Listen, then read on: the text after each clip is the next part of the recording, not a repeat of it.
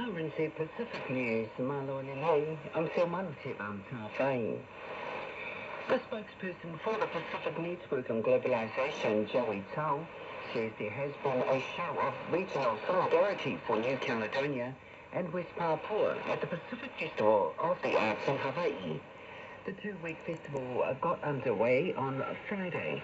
Mr. Tsao says other countries and territories conveyed their support for the struggling indigenous populations in New Caledonia and West Papua. We had flags representing Kanaki, New Caledonia, West Papua flying so high at this opening ceremony. You had the delegation of Guam who, in their grand entrance, brought the Kanaki flag with them, a sense of solidarity. And when Fiji took the podium, it acknowledged countries and Pacific peoples that are not there to celebrate.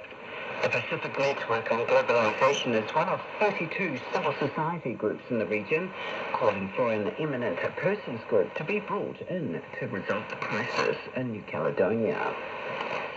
The US Army says it's prioritising responsible stewardship of the environment of its garrison at Karagang Atoll in the Marshall Islands. Garrison Commander Colonel Drew Morgan says the installation is important to both the Marshall Islands and the US. Christina Perisopol has more. Patrick Shovey with the US Army Environmental Command says Kwajalein Atoll natural resources are dominated by lagoon and ocean-based ecosystems.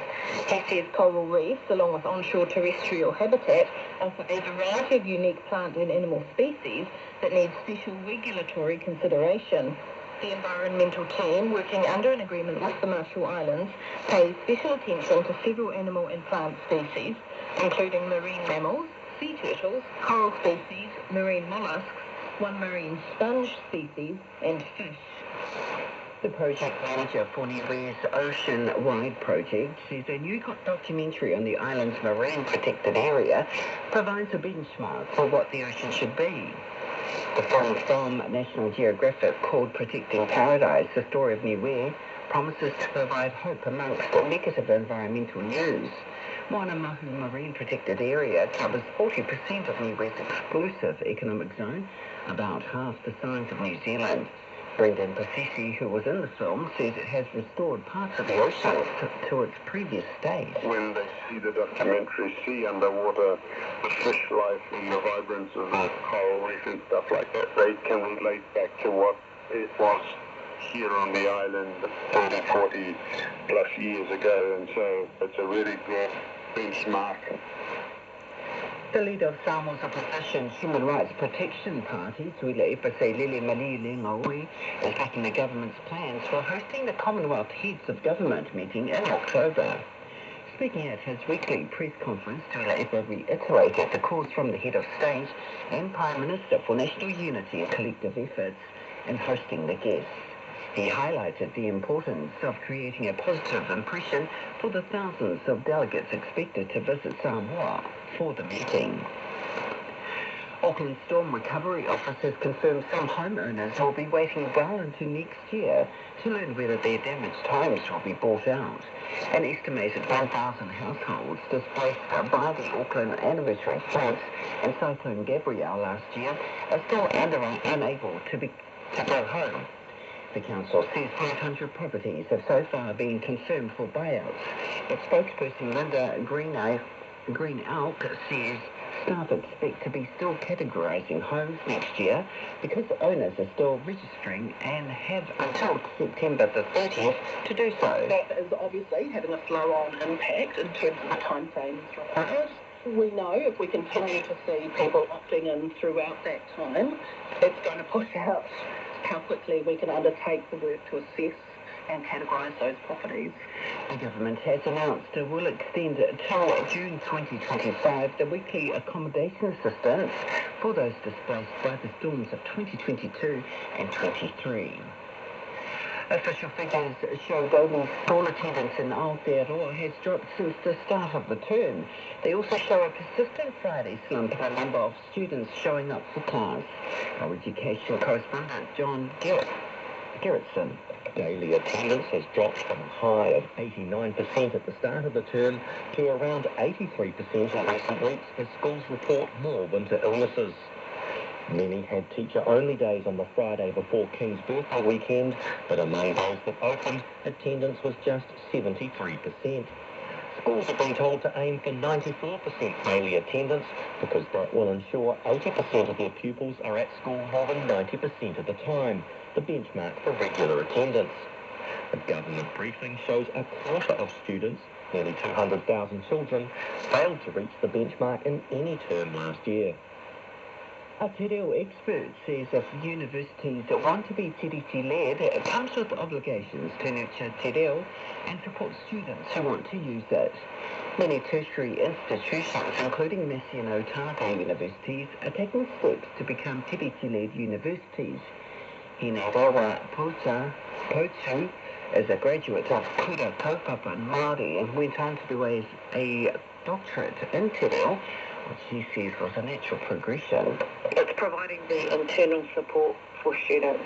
Because there's a very specific way, in terms of academic writing, research practices, and while there is work that is happening that recognises Māori research methodologies, on top of that, there's also Māori language research methodologies. Hinerewa Potu says the amount of academic research in te reo is growing as more speakers enter university. In world news, Israel has defended its military operation in which 4 hostages were rescued from a Gaza refugee camp, despite claims the Palestinian death toll has approached 300. Health officials in Gaza now say 274 Palestinians were killed during the raid, up from a previous report of 210. If the increased death toll is confirmed, it would make it one of the deadliest days of the Israel-Gaza war so far. Israel's economy minister, Nur Bagat, maintains the rescue was a great success. This rescue hostages is one of the most important things that Israel has. It's highest on our agenda. And thank God, I think we could certainly salute the Israeli Defense Force, the government, the Prime Minister for taking that risk and bringing those 4 hostages back home. South Korean doctors say they'll go on a one-day strike later this month to show their opposition to a plan to increase the number of medical students. The proposed action is in support of junior doctors who've been taking industrial action on the same issue for nearly 4 months. The government wants to increase the number of medical students by 1,500 this year to cease future pressure on the healthcare system. In sport, the Pacific Island Sports Netball Series rolls off in Brisbane today. The event will feature the top 3 Pacific netball teams, Tonga, Fiji and Samoa. This week's tournament will be the fourth in 3 years, as Eliesa Tora reports. The Tongan Tala, champions in the last 3, will be defending their title against the rest of the field. Namibia, Singapore and the Australian First National Selection, who will be making their debut at the event, will provide the international touch at the week-long competition. Matches will be held at the Nissan Arena in Brisbane, with Fiji and Singapore featuring in Game 1 on Monday afternoon. The playoffs and the grand final are scheduled for Saturday, June 15. It's your latest RNZ Pacific News and Sport. For more stories, go to rnz.co.nz/Pacific.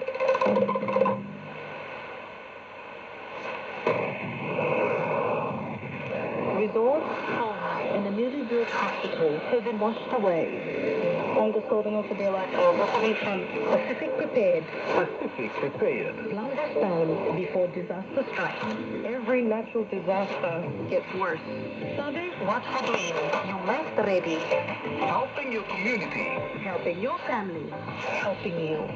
Pacific Prepared. Pacific Prepared. Pacific Prepared.